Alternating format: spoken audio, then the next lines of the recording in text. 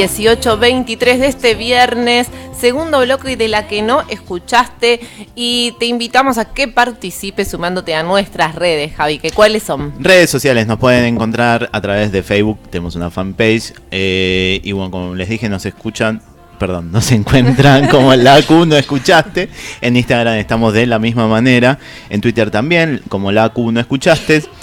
Aquellas agrupaciones, personas que estén trabajando, abordando la realidad desde una perspectiva de género, nos pueden escribir, y si quieren participar y hacer visible su voz, nos pueden escribir a espacioafin.ok@gmail.com.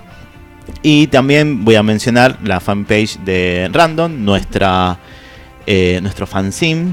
Fanzine de exacto, la institución. Que es Random, ¿no? Es random. Sí. Encuentran como la fanpage Random, @random, y lo pueden encontrar. Está nuevita la fanpage, salida del horno. Así es. Bien, entonces, llegó el tiempo, estamos medio momento de nuestra primera entrevista. Vamos a estar hablando con Marcela Baigros, que es de la Asociación Civil Cero a la Derecha. Hola Marcela, ¿estás ahí? Sí, hola, sí, acá estoy. Hola, ¿cómo estás? Gracias. Barbie te saluda. Bueno, Hola, gracias Barbie. por atendernos. No, por favor, gracias por invitarnos a participar de este espacio. Bueno, Marcela, contanos un poquito a nosotros y a los y las que nos están escuchando, ¿qué es la Asociación Civil Cero a la Derecha? Bueno, Cero a la Derecha existe ya hace 5 años. Por un lado es una asociación bastante nueva, pero por el otro lado tenemos ya un camino recorrido y trabajamos principalmente lo que es la comunicación desde el enfoque de derechos humanos. Y cada vez enfocándonos un poco más en trabajar los prejuicios, Sí. ¿no? Ese es como nuestro foco. Tenemos algunos proyectos bastante ambiciosos. Uno es un glosario de recomendaciones terminológicas para la comunicación libre de discriminación. Entonces, ese es un glosario que está online y que propone alternativas de uso a expresiones que usamos cotidianamente que discriminan y estigmatizan, ¿no? Por ejemplo, cuando hablamos de personas de la calle, ¿no? Sí. De un sentido de pertenencia o sea, de un sentido de pertenencia. En cambio, lo que es la comunicación desde el enfoque de derechos humanos propone decir en situación de calle, ¿no? Está bueno. Bueno, el lenguaje de la discapacidad también está súper desarrollado, pero bueno, nosotros somos un glosario multitema que proponemos eso, y se puede encontrar online como delsectorsocial.org. Ah, buenísimo. Sí, está hecho en el formato wiki para que sea colaborativo. En este momento no tenemos como la plataforma tan desarrollada como para que sea colaborativo, pero cualquier persona que quiera participar nos puede escribir y es voluntario, o nos puede mandar palabras para que nosotros investiguemos y después las subimos al glosario. Y ahora estamos lanzando una app para los celulares Android, que es del sector social, ya está en el Play, que se puede descargar así tienen el glosario en sus teléfonos. Ah, mirá qué bueno. ¿Qué Sí, tal, Marcela? Sí. Javier te saluda, ¿cómo estás? Hola, buenas noches. Buenas noches. Te iba a hacer una pregunta en relación a, estabas trabajando en relación a las palabras y decías que son palabras, frases... Sí, palabras y expresiones, las dos cosas. Uh-huh. Sí, ¿Y sí. qué trabajan en cuanto a la etiología, buscando las raíces? Por un lado usamos eso, pero más nos focalizamos en cuáles son los efectos que tienen esas palabras en el uso y en las personas a las que nosotros describimos, ¿no? Ah, ok. Hay un montón de palabras. Nosotros hablamos que hay un lenguaje automático, que es este lenguaje que nosotros traemos aprendido culturalmente, y nosotros lo que buscamos es llevarlo a la conciencia, ¿no? ¿Qué pasa con esa expresión, ¿no? Por ejemplo, cuando se habla de discapacidad, hace unos años se hablaba de discapacitado y hoy se habla de personas con discapacidad, y ese término inclusive ya está cambiando y se está incluyendo uno nuevo que es personas con diversidad funcional, ¿no? Que eso también lleva como otro cambio de paradigma en el cual se entiende que son personas que funcionan distinto y no es que tienen una discapacidad.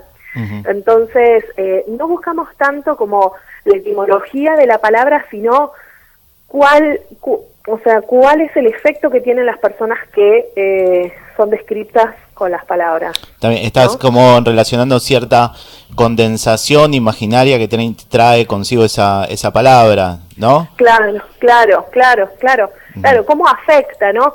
Con esta expresión que ya les contaba antes de la calle y de situación de calle. Claro, también a veces son palabras que uno sin darse cuenta, ¿no? Como que las repite porque es lo que escuchaste y no te pusiste a pensar. Y está bueno cuando te lo dicen o uno reflexiona, que sí, la verdad que está bueno decirlo de otra manera. Totalmente. Y bueno, por ejemplo, con esta expresión nosotros decimos, bueno, porque también nosotros decimos, lo importante no es ser políticamente correcto, ¿no? Lo importante es este efecto, ¿no? ¿Qué es lo que pasa con las personas, ¿no? Una persona que está viviendo en la calle y se identifica con el de la calle, al sentir la pertenencia quizás no hace nada para modificar su situación, ¿no? Pero una persona que está viviendo en la calle, que se reconoce en situación y reconoce que las situaciones son temporales, puede buscar alternativas, puede buscar formas para salir de esa situación de calle. Claro, bueno, ¿no? ¿Sabes? Mientras estabas mencionando esto, Marcela, se me ocurría también el otro lado, que es decir, las personas que no están viviendo en la calle, pero dicen, bueno, son personas de la calle, en donde ya ahí están como sujetadas ahí y quedan atrapadas, es decir, no se puede pensar a esa persona desde otro lugar que no sea de la calle, así que es súper interesante. Sí, está muy bueno. Cómo están abarcando, ¿no? Sí, la verdad que es un proyecto súper interesante y tenemos varias personas que se están sumando para la generación de contenido, ¿no? Porque, o sea, lo que necesitamos es gente que piense en las palabras y en todos estos automatismos del lenguaje y que los cuestione. Claro, ¿no? Claro. Entonces, bueno, ese es uno de nuestros proyectos. Y otro proyecto, bueno, de estos salen capacitaciones y talleres, ¿no? Sobre lenguaje y derechos humanos. Y después otro proyecto muy grande que tenemos es uno que se llama Humanizando Etiquetas. Sí. Libros humanos también, ¿no? Exactamente, sí. Los libros humanos son personas que tienen alguna característica por la cual habitualmente se los discrimina y estigmatiza.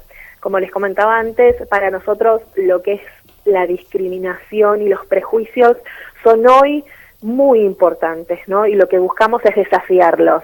Entonces generamos estas actividades de Humanizando Etiquetas, que son actividades presenciales donde una persona puede hablar con otra durante media hora para desafiar sus prejuicios, ¿no? Los libros humanos son personas que voluntariamente cuentan su historia y que están disponibles para consulta, por eso nosotros le decimos libros humanos, ¿no? Está bueno. Entonces, bueno, los libros humanos, nosotros trabajamos una gran diversidad de temas. Hay temas, por ejemplo, de vivienda, o sea, tenemos como libro humano una mujer que vivió durante 2 años en situación de calle, una persona que vive en una villa, una persona que salió de la cárcel. Después también tenemos libros humanos que tienen que ver con el tema de discapacidad. Hay una persona que no tiene brazos, una persona que es sorda, otro que es hipoacúsico. Y después también trabajamos temas de género y de identidad, ¿no? Sí. Entonces tenemos como libros humanos a una mujer trans, un hombre trans, un hombre gay, una mujer lesbiana. Tenemos también, hace poco estuvimos en la Feria del Libro de Buenos Aires y llevamos también a una mujer que con su esposa tuvieron un hijo por inseminación con donante anónimo. Entonces también hablamos sobre lo que son familias diversas, ¿no? Y estos encuentros, o sea, ¿cómo se produce el encuentro entre el libro humano, digamos, y las personas? ¿Ustedes organizan actividades o uno se puede acercar a algún lugar? Nosotros organizamos actividades, como por ejemplo esta que estuvo en la Feria del Libro, sino el año pasado y el anterior. En realidad comenzamos en el 2016, con estas actividades en bibliotecas públicas de la ciudad, en la noche de los museos, en distintos espacios que nos permiten a nosotros llevar estas actividades. Son actividades que son presenciales, donde nosotros llevamos una cantidad de, nosotros le decimos libros humanos, ¿no? Llevamos personas que y durante la actividad se puede conversar con ellos durante media hora en conversaciones individuales y privadas.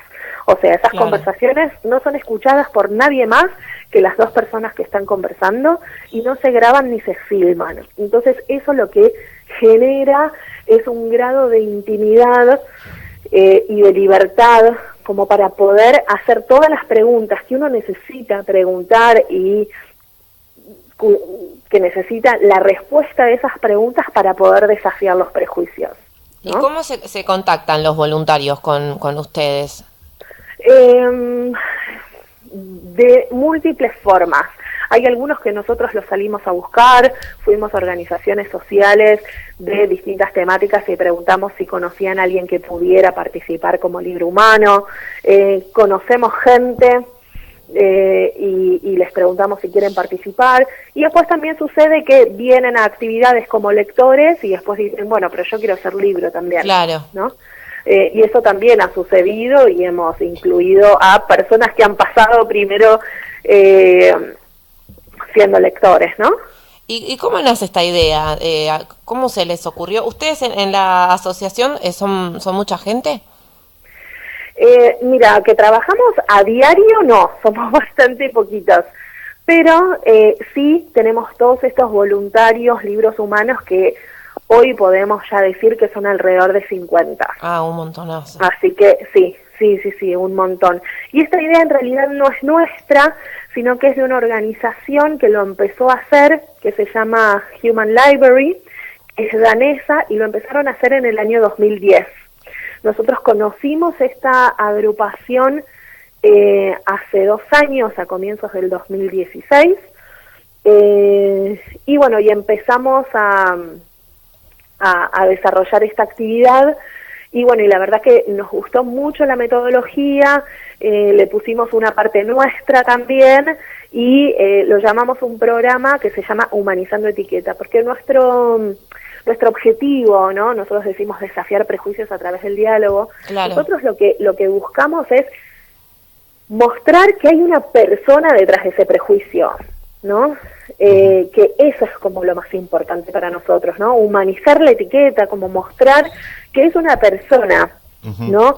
Porque a veces el estigma o la palabra hace que se transforme en una como en una idea fija, y nos olvidamos que hay una persona detrás de eso, que tiene un montón de sentimientos, que necesita trabajo, que tiene una familia, ¿no? Como se queda en el prejuicio, ¿no? La imagen. Entonces nosotros lo que buscamos justamente es mostrar que cada uno de esos estigmas, cada uno de esos prejuicios está encarnado en una persona, ¿no? Que tiene sentimientos igual que como todos. Y Marcela, ¿cómo te sumaste a esto? ¿Ya estaba funcionando o fuiste una de las que empezaron a armar Cero a la Derecha? Sí, yo fundé la organización con un grupo de gente y ahora la dirijo. Ah, bien. Así que desde el comienzo estoy. Ya estás desde el inicio mismo, el germen. Sí, Bueno. sí, desde el comienzo. ¿Y esto a través de ciertas inquietudes que tenías o fue por una búsqueda? ¿Por qué arrancaste con esto, básicamente? Mira, siempre trabajé en el sector social y siempre me resultó sumamente interesante. Y empecé a pensar en el glosario mucho antes de tener la organización. Y hubo 2 como palabras que a mí me marcaron mucho a la hora de empezar este glosario. Uno fue la expresión vivienda digna, ¿no? En el año 2011 yo fui voluntaria de una organización que tenía la misión que decía para que todos los argentinos tuvieran una vivienda digna. Y nos fuimos al sur éramos un equipo de 4 personas en respuesta a un volcán que hubo, no me acuerdo, no sé si ustedes se acuerdan, en este momento el ingeniero Jacobás, y que fue bastante complicado, y nosotros nos fuimos al sur a una comunidad y teníamos que repartir los folletos, ¿no? Porque era lo único que tenía el logo de la organización. Y en el folleto decía para que todos los argentinos tuvieran una vivienda digna.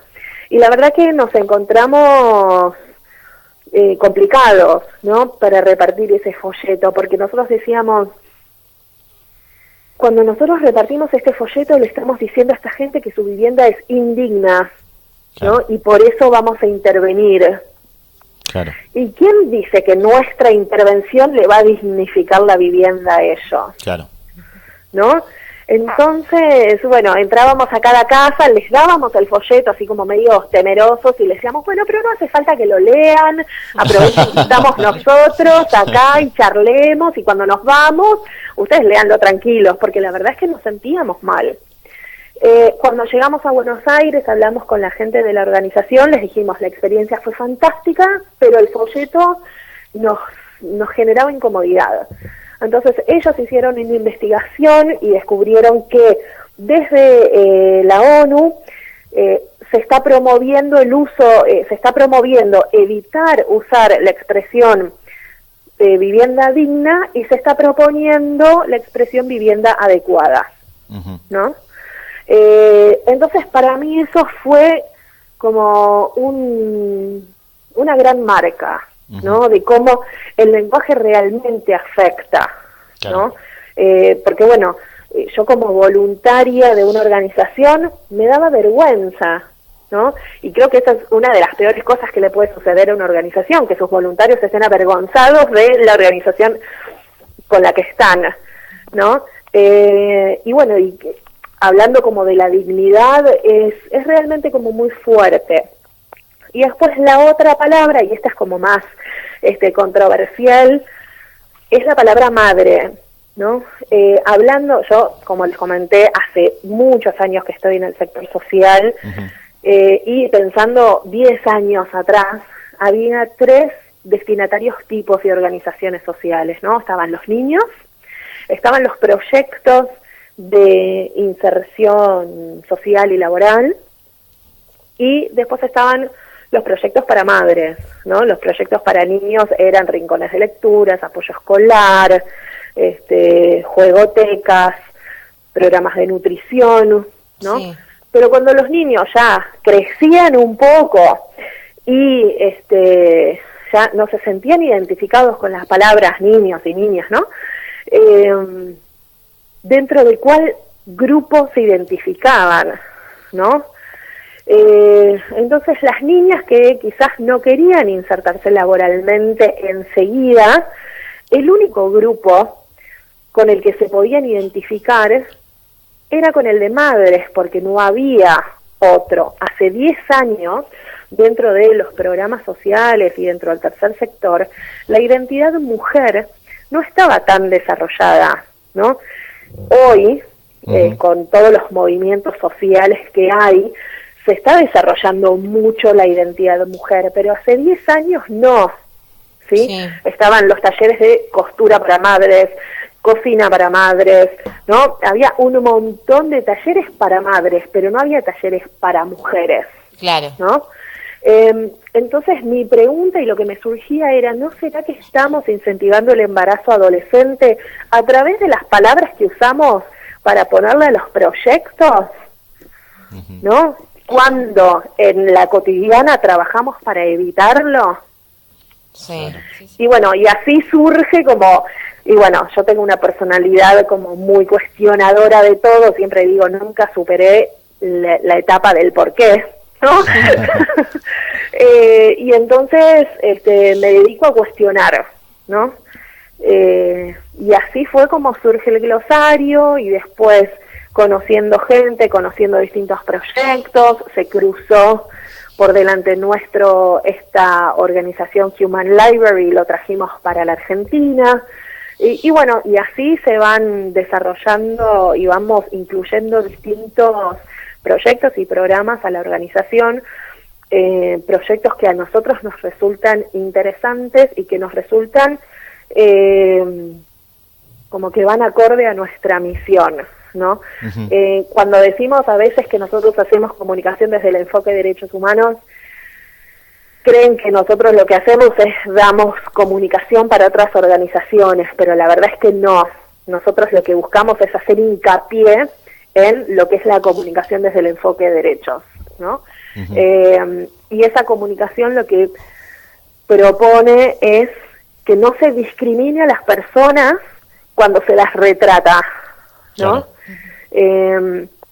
Entonces, bueno, también afecta todo lo que es publicidad, afecta todo lo que es comunicación digital, relaciones públicas, como está metida en todos los ámbitos, ¿no? Y cada uno desde el lugar profesional también tiene como uno está comunicando todo el tiempo. Sí. Entonces, bueno, nuestra idea justamente es esa, y creemos que con estos proyectos estamos generando un cambio, o por lo menos estamos invitando a gente a reflexionar sobre esto. ¿Y cómo desarrollan los talleres? ¿Los hacen abierto al público o trabajan con algún lugar en particular? Mira, talleres abiertos al público todavía no hicimos, pero sí hemos ido a muchas universidades para las carreras de comunicación, relaciones públicas y publicidad principalmente. Después también trabajamos con las áreas de extensión de las universidades, porque nos parece que en ese ámbito donde la gente está permeable todavía para recibir información es un buen lugar. Y después también en empresas, ¿no? Por ejemplo, el taller de comunicación digital y discriminación, fue bastante interesante su aplicación en las empresas, ¿no? Claro. Todo lo que es las redes sociales, la publicidad, etcétera. Claro. Bueno. Y te hago una consulta, Marcela, sí, claro. Con esto del glosario y la actividad esta que me estabas comentando de humanizando etiquetas, ¿qué recepción tuvieron? La verdad buenísima. Con el glosario, la verdad que a nosotros nos llama muchísimo la atención porque tenemos Google Analytics puesto en el glosario y tenemos muchísimas visitas mensuales, ¿no? Ah, mira. Sí, la última vez que me fijé, la semana pasada teníamos 1.600 visitas mensuales. O sea, la gente está realmente interesada en de qué forma hablar mejor, ¿no? Claro. Así que eso para nosotros es súper interesante y a veces recibimos mensajes diciendo, bueno, esta palabra no está en el glosario, me gustaría que la incluyan. Pasa que para nosotros incluir una palabra, una expresión en el glosario es muchísimo trabajo, porque nosotros hacemos una investigación bastante ardua antes de incluir las expresiones en el glosario, ¿no? Porque no es que nosotros decimos, bueno, esto de ahora en más, la forma más adecuada para decirlo es de determinada forma, sino que nosotros hacemos una investigación con organizaciones sociales que trabajen esa temática y después también contrastamos eso con las personas a las que describimos, ¿no? Entonces, por ejemplo, cuando estábamos generando las entradas para travesti, transexual y transgénero y lo que es la cirugía, cómo se llama la cirugía que se hace, llamamos a una persona trans, hicimos una reunión, entonces le pedimos a ella que nos diera una clase más o menos, donde nosotros podíamos aprender también, ¿no? Y a partir de ahí generamos las entradas. Lo mismo con la palabra villero, por ejemplo, ¿no? O sea, es una palabra que es por demás compleja. Sí.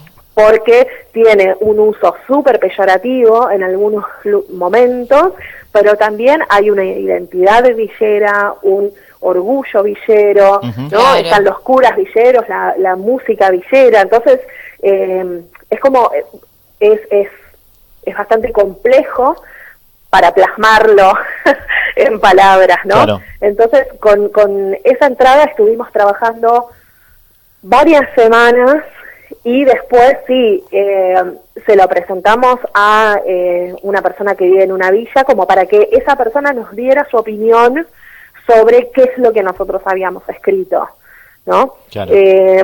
No es que nosotros ponemos una postura, ¿no? Por ejemplo, con lo que es la expresión trabajadoras sexuales o personas en situación de prostitución, ¿no? Hay un debate que todavía no se termina, ¿no? Y nosotros desde el glosario no es que ponemos una postura, sino que planteamos las dos vertientes, ¿no? Claro. Y o sea, todas nuestras entradas tienen las fuentes, ¿no? De dónde sacamos la información.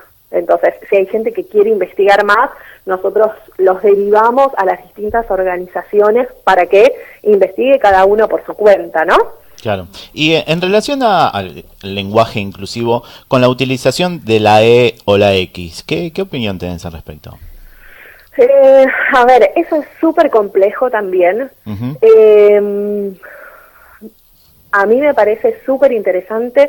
Nosotros en el glosario no lo hemos incluido a eso por una cuestión de las búsquedas online. Claro, ¿no? sí. Por ejemplo, si nosotros pusiéramos discapacidades o Claro. personas con discapacidad, nadie lo encontraría. Sí, totalmente. ¿no? Porque hay muy poca gente que puede llegar a buscar personas con discapacidad. Claro. Entonces, nosotros por el momento no lo hemos aplicado, pero sí tenemos conciencia que quizás en el futuro lo hagamos, ¿sí? El glosario está en constante cambio, por eso nosotros no lo hacemos en papel. Claro, ¿no? sí. O sea, no vamos a imprimir este glosario. Lo imprimís toda la semana, si no. Claro. Porque bueno, sí, es real que está en constante cambio y además estamos trabajándolo desde hace un par de años y nosotros hoy tenemos alrededor de 400 palabras y expresiones. Pero bueno, a diario le vamos sumando otras, entonces no podríamos imprimirlas en papel. Bien. Bueno, como para ir cerrando, la verdad es un placer escucharte, Marcela. Comúnmente siempre hacemos esta pregunta a todas las invitadas que participan del programa de radio, que es cómo entienden o sienten el feminismo. Para vos, ¿cómo sentís o entendés el feminismo? A ver, me emociona. Más después de ayer. Creo que realmente yo estoy muy emocionada por todo lo que sucedió ayer, por la votación. Me da mucho miedo muchas cosas que se dijeron, pero realmente me parece que el feminismo es el empoderamiento, ¿no? Es poder encontrar la voz y, como yo les dije antes, que soy una persona que cuestiona muchísimo, obviamente que también me hago preguntas sobre el feminismo, ¿no? Pero me parece muy emocionante que podamos encontrar voz, que podamos encontrar preguntas, ¿no? Porque como nosotros hablamos de automatismos en el lenguaje y automatismos en machismos, ¿no? Claro. Hay un texto súper interesante que habla sobre micromachismos, que son todas esas acciones que a veces no nos damos cuenta, ¿no? Que entonces me parece que el feminismo como movimiento genera eso, ¿no? Como genera visibilidad en los derechos y para mí es muy emocionante. Está bueno, tiene un poco que ver con esto por ahí del lenguaje que vos nos estabas contando, ¿no? Los de micromachismos, como cositas de la vida diaria que claro, uno no se replantea hasta que de repente los ves y te cambia todo. ¡Claro! ¡Claro! ¡Mira esto! Sí. Sí, Marcela, ¿se puede sumar gente que nos esté escuchando que quiera ayudar ahí en la asociación Cero a la Derecha? Sí, totalmente. Nosotros tenemos una página web que se llama ceroaladerecha.org sí, y nos pueden escribir por mail a hola@ceroaladerecha.org. También tenemos Facebook y ahí lo mantenemos bastante. No les voy a decir las otras redes sociales porque aunque las tenemos, no tenemos demasiado tiempo como para mantenerlas al día. Así que si se quieren comunicar con nosotros, lo más fácil es Facebook o por mail. Buenísimo, entonces, y recordamos el glosario del sectorsocial.org. Así es, del sector social, todo junto. Buenísimo. Bueno, Marcela, muchas gracias por la entrevista. Invitamos a todos a sumarse y vamos a estar ahí chusmeando también el glosario. Dale, genial. Genial. Miren todo lo que quieran, opinen, manden palabras que quieran que sumemos. Si ustedes las investigan, buenísimo. Si quieren que las investigamos nosotros, buenísimo también. Y bueno, siempre bienvenidos, y cuando, hay un montón de posibilidades para ser voluntarios, ¿sí? Del sector social, para Humanizando Etiquetas, para los talleres, cualquier persona que tenga algún interés es bienvenido, que nos escriba y nosotros enseguida les respondemos. Buenísimo, bueno, un beso, muchas gracias, y cuando haya alguna actividad nos avisás, así la sumamos a la agenda y también nos damos una vueltita por ahí. Dale, genial, buenísimo, muchísimas gracias. Gracias, un beso, Marce. Beso, chao. Bueno, entonces pasó Marcela de la Asociación Civil Cero a la derecha. Iba a decir a la izquierda. Eso porque estoy mirando muchos papeles a la vez. Y ahora vamos a ir con un poco de música. Acordate que acá en La Que No Escuchaste pasamos música de artistas de bandas femeninas. Vamos a escuchar a Guadalupe Urbina. Guadalupe Urbina nació en Sardinal, provincia costera, en la región norte de Costa Rica. Es la menor de una familia campesina de 10 hermanes de padre y madre nicaragüenses que emigraron en los años 30 hacia Costa Rica. En los años 70 grabó varias producciones en cassettes, ¿se acuerdan los cassettes? de los cuales apenas hay registro. Su primer disco fue La Paz del Mundo Comienza en Centroamérica, una recopilación de artistas con 2 participaciones de Guadalupe Urbina en 1986. Ahora vamos a escuchar Universo y después volvemos con más La Que No Escuchaste. ¿Sabés qué es la ley 26.743? Es la ley de identidad de género argentina. Establece que la identidad de género es autopercibida. Es una vivencia interna e individual. Por lo tanto, las personas trans pueden ser inscriptas en sus documentos con el nombre y género que autoperciban. Además, todos los tratamientos de adecuación a la expresión de género elegida están incluidos en un programa médico obligatorio.